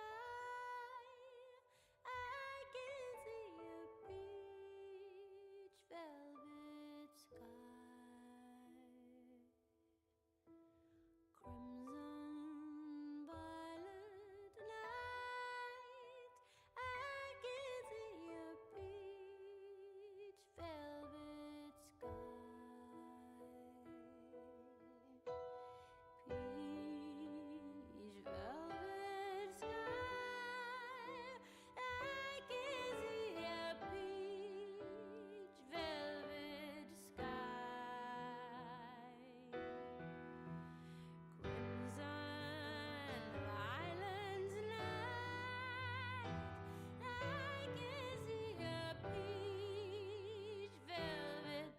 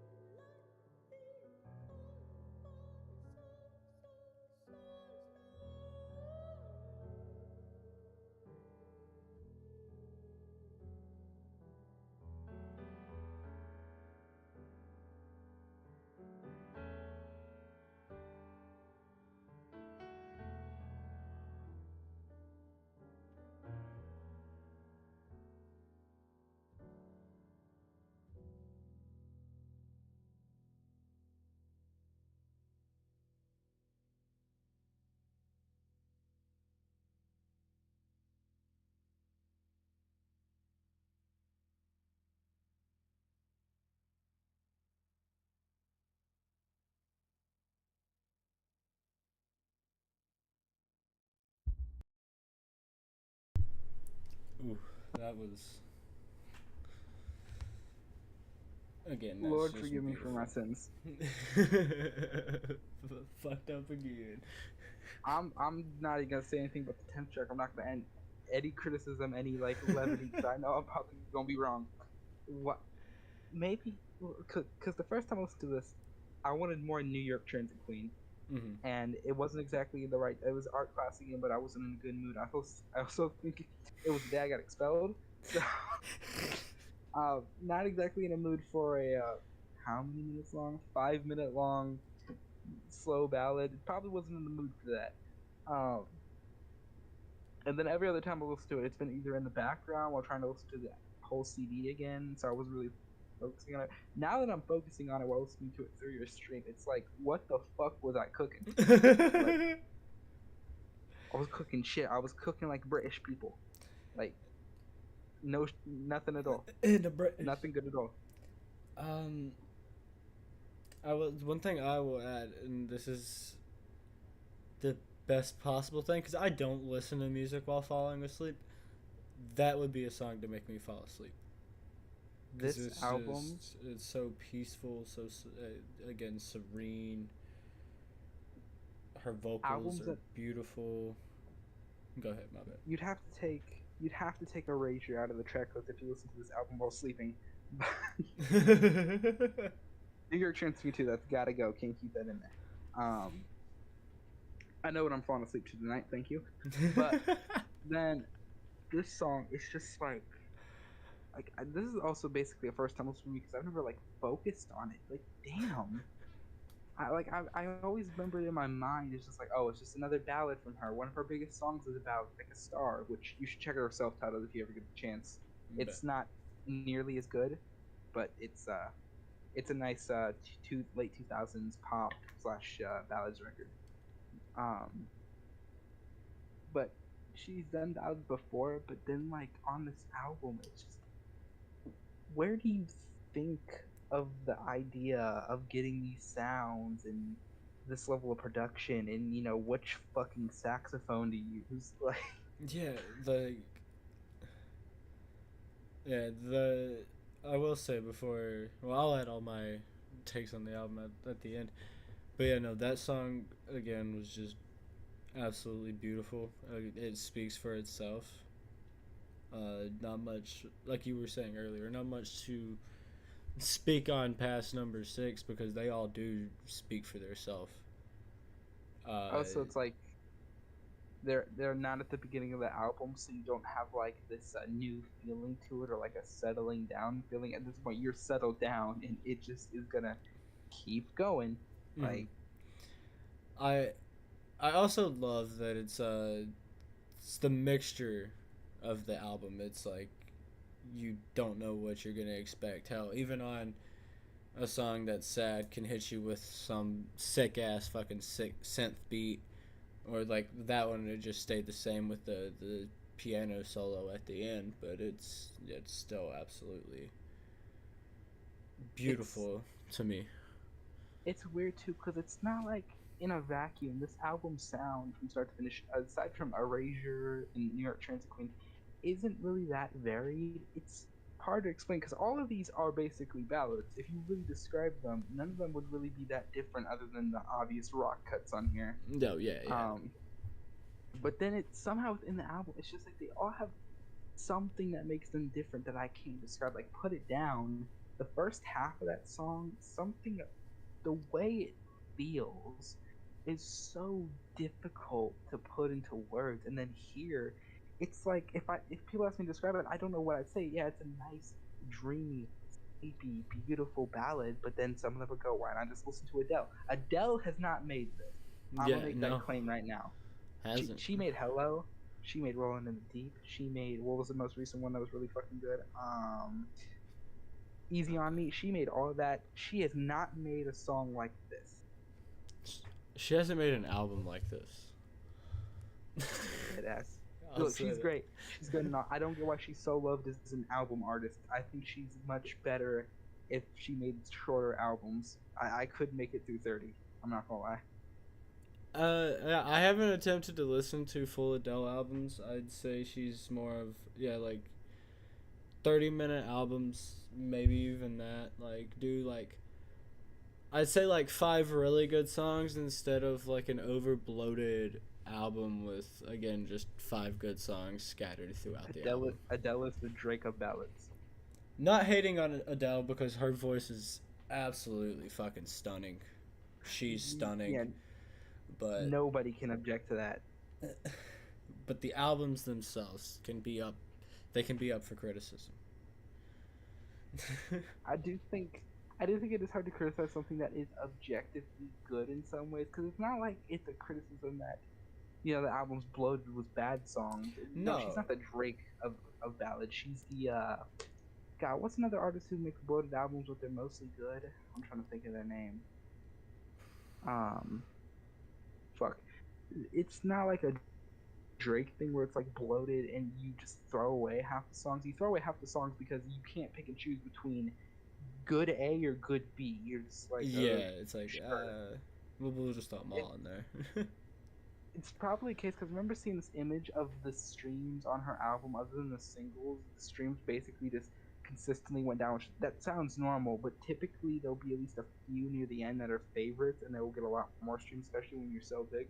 But seeing like the number of streams, and this could have changed by now, just go down casually for an album that big, to me it reads as like most people couldn't either get through it, or most people didn't return to a lot of the later songs because another thing with Adele is she's great, but within her lane, how much variation can you really do?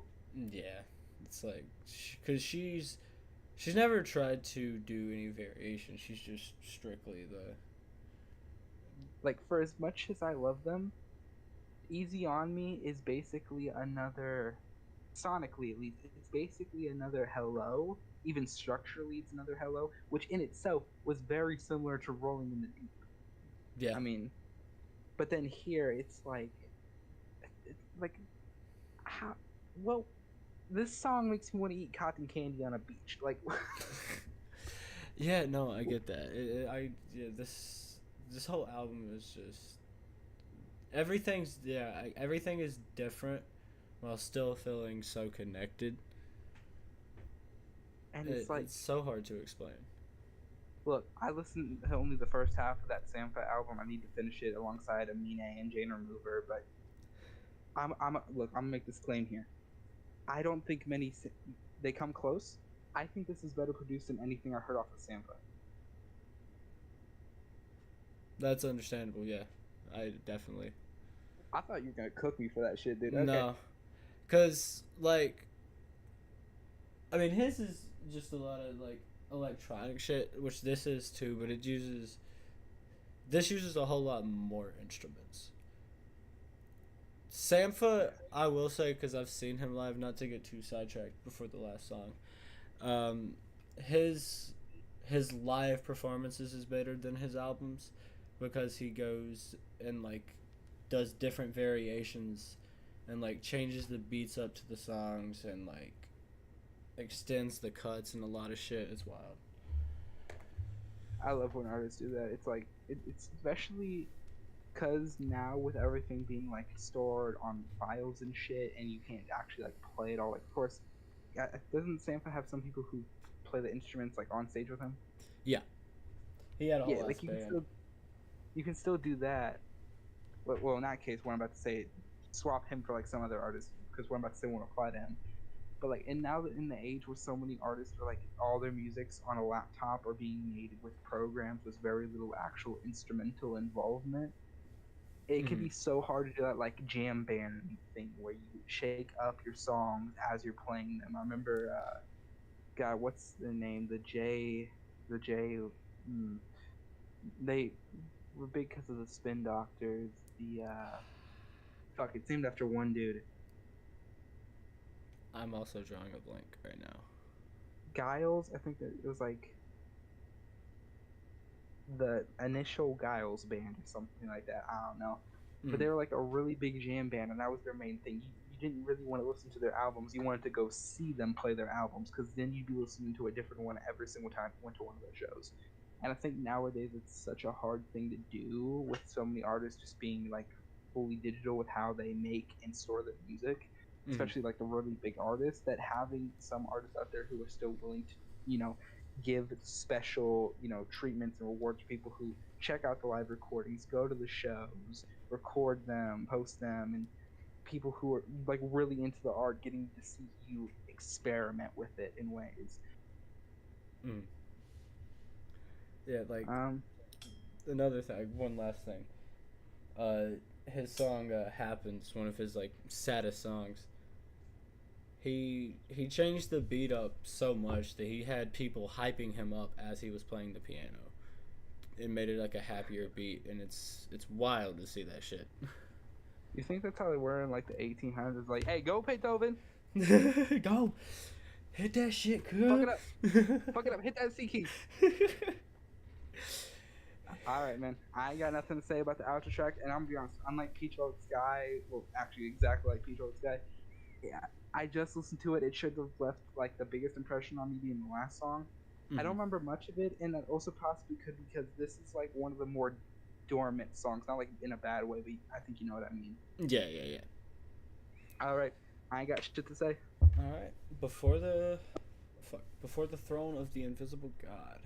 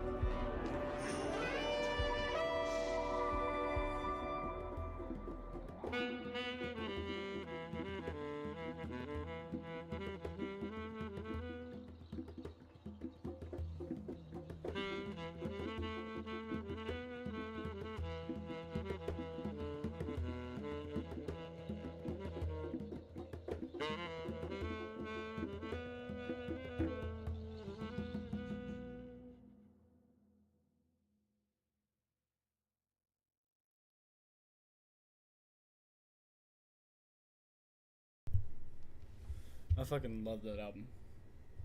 Oh no, let's talk before we talk about the whole album. Let's talk about that title track. That Um, that track in itself was fucking holy shit.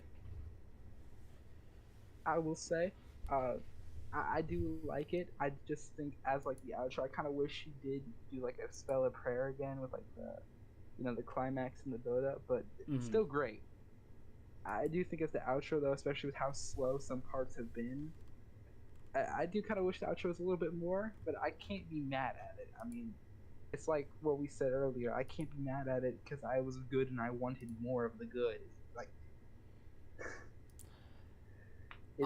See, I'm curious as if I want to know if the flute was the digital flute or if that was Andre, because I will say Andre did publicly say there was a bunch of, or I didn't he didn't he was like a couple artists had came to him. He had worked on their album with the flute and he got no credit.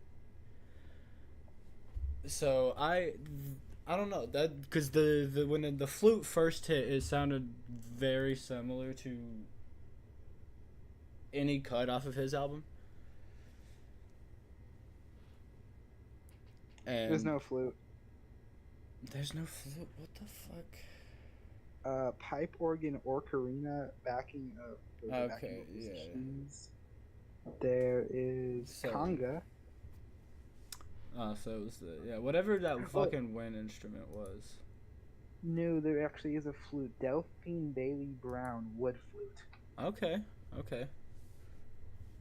Put at the very end. I wonder if that person exists or if that's just the alias they use. Cause I don't know. Which I know flute music's gonna sound the same, but that's Yeah. All right. I mean, fuck it. We can't really say much about the ass track because even though it was good, it is also just the title repeated for 4 minutes. yeah. So Basically, what this the is fuck the do whole... I say? Same thing as like Red Horse and He Will Follow You His Eyes. It leaves you in that state of going back and forth, but in a good way. It's not like the annoying, oh, you're getting thrown this way, then that way for 5 minutes. No, it's like you're moving with it. You're not being thrown. You're purposely gliding with it. It's the best way I could explain it.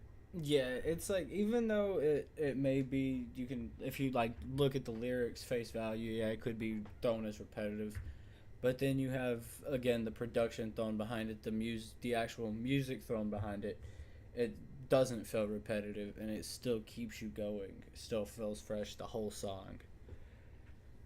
I will say that this is probably the only one I just don't listen to outside of the album, like a full album listen, just because it's one of those songs where it's like, when do you listen to it? Like, what time? It's not going to go on a playlist.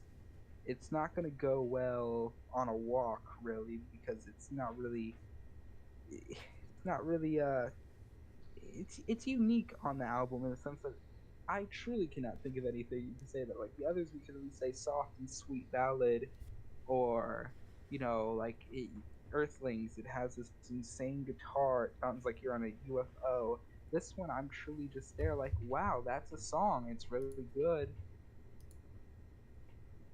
I'm gonna add this whole album to my fucking main playlist because I do that with a bunch of albums. I've done it. One of us.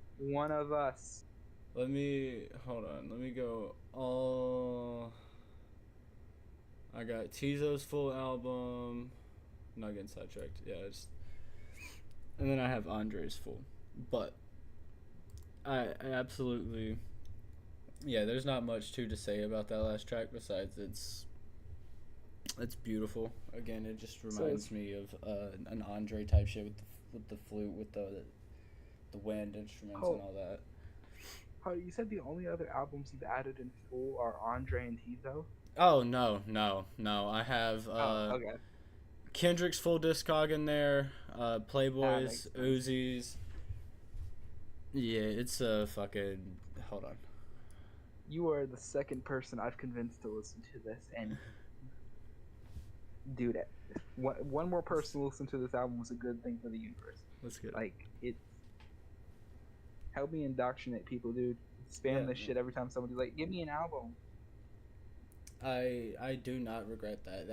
I give the album a 9 out of 10. I'll have to listen to it again, like probably a full listen without pausing and giving my thoughts.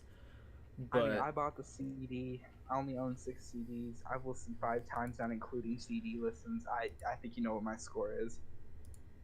I'll see. I'm gonna see how much the vinyl is while I'm giving my thoughts on it. Oh, don't.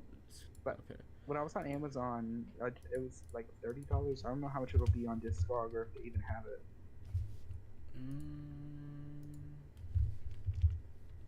I will say that's the sketch part about buying vinyls online is getting them shipped. If I can actually spell. I would use vinyl stores. It's just Amazon is the most trustworthy simply because if that somebody fucks up getting you the package, unless you're one of the rare cases they actually do something about it, which you can't guarantee with like eBay or a lot of these lower sites. I remember I tried getting the Haunt Me vinyl a couple months before I even bought a wall socket, and I went to get the Haunt You vinyl, and I found this website that said they still had it. Bought it 2 months later. I'm like, where the fuck is my vinyl? You said you had it in stock. Apparently, it had been out of stock 3 months before I bought it, but they just kept labeling it there. So they just wanted my money, and if I let it sit there long enough, they would have just gotten my money without having to give me a vinyl. What the fuck? Yeah. Oh, a gray vinyl for $40. I'm gonna look into this one. But yeah, no, I will say 9 out of 10 album for now. It's absolutely. I don't see it ever going down. It could go up to a 10 out of 10. Yeah, I loved it from the first moment I heard it. I mean, shit. This woman, I mean, she made one of my favorite childhood songs. She made a song that I will show my children and my grandkids, and now she blessed me with another fucking album. I can show my future family. Like, I mean, I got it on CD. That's gonna be the family relic. You get passed on the Black Rainbow CD. Like, it's God. Yeah, no. I mean, I guess now that we finished it, we could do like a general review. I don't know what more we could say, but Yeah. Overall, I loved the different feelings. It kept you feeling like each song was different, while also feeling connected to the previous. Besides New York Transit Queen being like the only why is that mixed in there. yeah, I really do think it is like entirely a headcanon. This is some like some of that. What's that account that's like pretending to be like the Drake rat or whatever? It sounds like some shit like that they're ranting about. Like it's like, oh, this song was meant to be an extended version of this song. This is how I am with New York Transit. I feel like that was meant to be a lead into From Erasure. There should have been like a progression, or it's meant to be there in the track list because it's like it's tossed in so awkwardly between Red Horse and He Will Follow You with His Eyes. Those two would flow perfectly into each other, and then you just New York Transit Queen just like Yeah.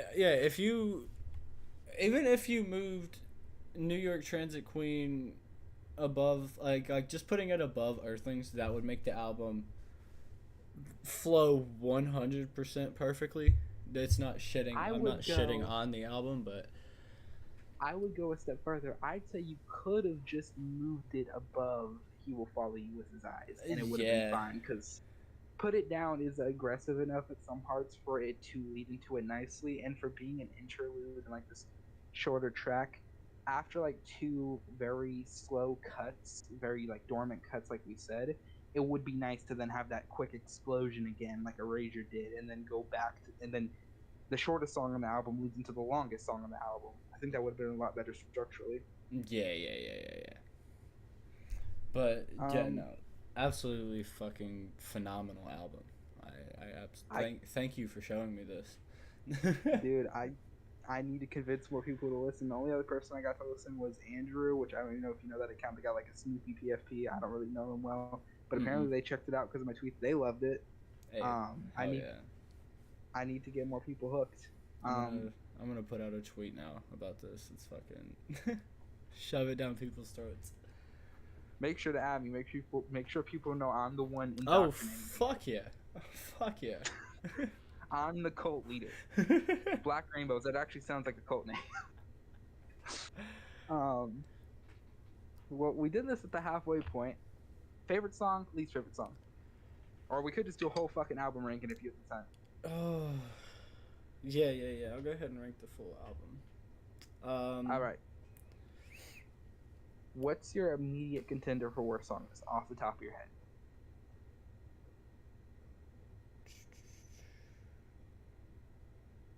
Because for me, I think it has to be the title track. Yeah, I was gonna say title track. I didn't want to give it to that just because that could be an obvious. I don't want to give it to anyone on this record, but it's like if I gotta pick one, at least New York Yeah. Transit Queen. It's like it's not fully developed. At least I don't think it was. I hope it wasn't, because not gonna lie, I might like it less if I find out it wasn't like meant to be anything more.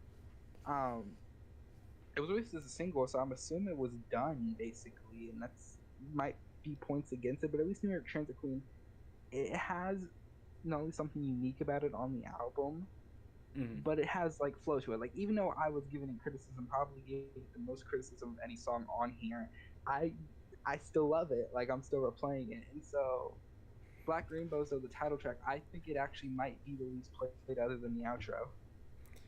Yeah, I was about to say I'll go ahead and do the. I would say Black Rainbows at 10. The outro at 9. Yeah, I'll agree with you on that because the outro is good. It's a good outro, but if we're ranking them against each other, it would be worse than pretty much every track on here, other than the 1 minute intro, or And not even an then intro. It's just like second track. yeah, and then probably Put It Down. I'd keep it at 8. I will make an argument real quick going back to the title track. I'm not gonna raise it up from 10. I think we both agree it's at number 10. Mhm. But I will make one argument. Hearing like the constant repetition in the first, it's like, okay, this is a nice intro. But then later in the record, where more songs do the constant repetition, like "He Will Follow You with His Eyes," "Put It Down," and the outro itself, I think it does improve it in hindsight Mhm. because it makes it feel more cohesive. Still a 10 though. I mean, shit. Oh. What'd you have at 8? Probably Put It Down. I'd keep that where it's at, the longest track. Damn. All right then. I would say. Cause see, it's so hard to rank these. It's in my opinion. It's. I will say there's also an issue, like you saw it happen with Peach Velvet Sky, and Put It Down when I realized I completely fucked up my memory. It is hard because these songs are similar but different in a way. You remember like parts of them, so a lot of them can start to blend together. Because again, they all do follow like the same palette at least, with some wild cards thrown in the mix, like the back end of Earthlings. So it can be like very easy to mix them together in your mind. For 8 though, for me, He Will Follow You with His Eyes. I think that one's gotta go. Did we put New York Transit Queen yet? No. Or did I? I'll New see. York Transit Queen at 8. I was gonna put that at a 5. I think it's a good mixture of like in between the albums. Shit. What would I put? 7. 7 for me. What was your 8 again? It was Put It Down. Yeah. 7 for me. It would probably be. Shit, I don't want to put any of these here. Damn. Yeah. Peach Velvet Sky. It's great, but it's.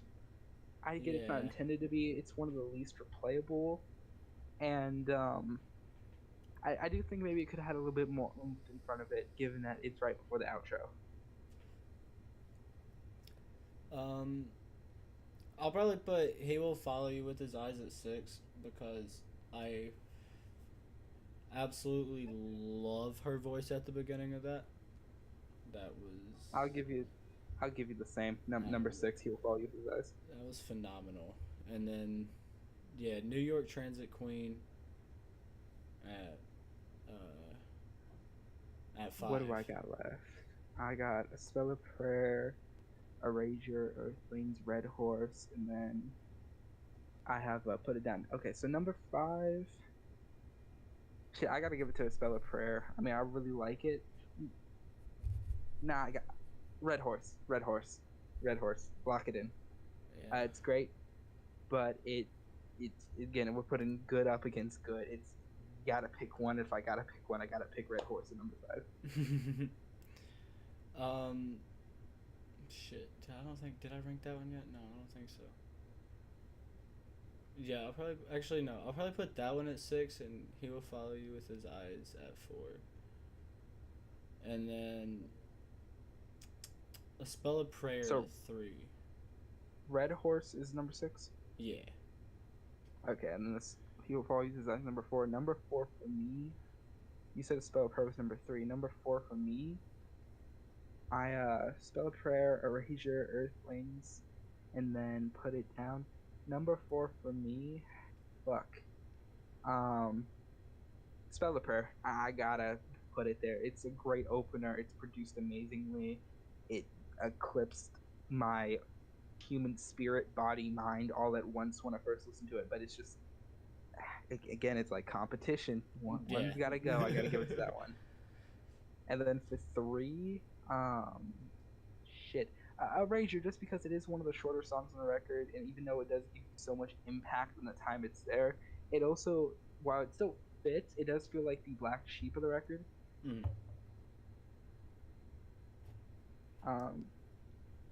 Also, one thing I will say, I hate putting in number 3 because it's possibly the best in terms of lyrics, at least from what I'm able to read of them, just because it gets to the point, but also has some nice writing. Like, the way she goes, the knife was clean like 16 times over, with the vocals and all the just instrumentals going crazy in the background. That's like peak thrash music, peak, Oh, yeah, what do you say, it's- grunge. Yeah, grunge.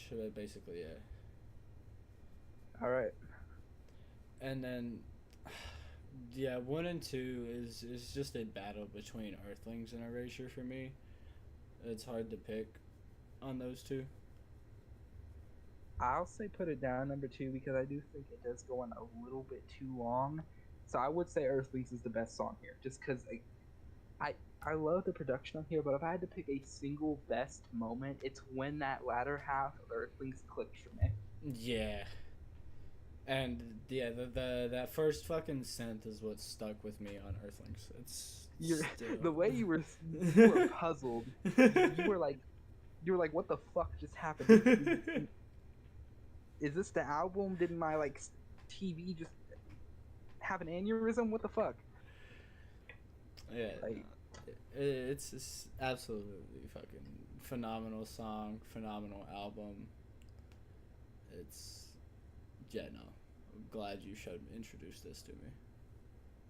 Gotcha, bro. If you ever want me back on stream, I got plenty of albums you haven't heard. I got one's an artist, but I can make like a playlist. Well, no, you use Apple Music, so I guess we could just listen to his album. But I got way more I could show you, dude. If you ever want me back on stream, yeah. Oh, hell yeah. Thank you for stopping by, and yeah, thank you for giving me your intake on this album. It gave me how do I say fucking also another insight into it on how someone else sees it. Yeah, really glad I got to show this to somebody. Yeah. Hey, hit me up if you ever want me back on stream again. Oh, Like for I said, I sure, got for plenty sure. to show you. Definitely, dude. If you want me here tomorrow, I'll have another album ready for you. That it won't be. It's not near as good as this, but it's some interesting shit. I think you might like. Oh, fucking bet. Guess I'm signing off. Alright. You continuing the stream? I'll probably do a little outro and then hop off. I was gonna do Gambino, but I gotta do some dishes Get caught and up in shit. this. Yeah, no, I enjoyed talking about this album though. Hey, all right then. I'm gonna stay on call to your end stream because I want to tell you something. But Alrighty.